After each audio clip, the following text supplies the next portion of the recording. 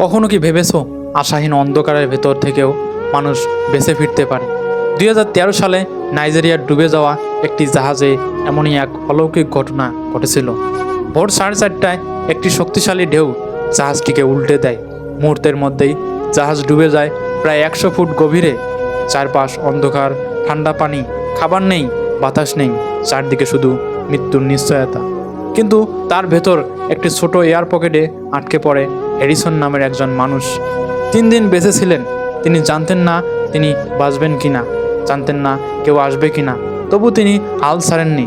ঠান্ডা পানির উপর ভেসে থাকার জন্য ম্যাট্রেস ব্যবহার করেছেন, অক্সিজেন বাঁচাতে অল্প নড়েছেন। অন্ধকারের মাঝেও তিনি বুদ্ধি আর ধৈর্য ধরে রেখেছেন। চারপাশে সহকর্মীদের মৃত্যুর শব্দ শুনেও তিনি নিজেকে বলেছিলেন, আমি এখনও বেঁচে আছি।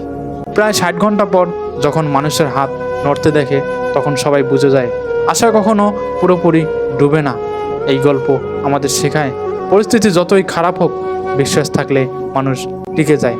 তুমি আজ যে অন্ধকারের ভেতর দাঁড়িয়ে আছো, সেটাই হয়তো তোমার জীবনের সবচেয়ে শক্তিশালী অধ্যায়। তুমি যদি আজ সেই অন্ধকারের ভেতর দাঁড়িয়ে আছো, সেটাই হয়তো তোমার জীবনের সবচেয়ে শক্তিশালী অধ্যায় তৈরি করছে।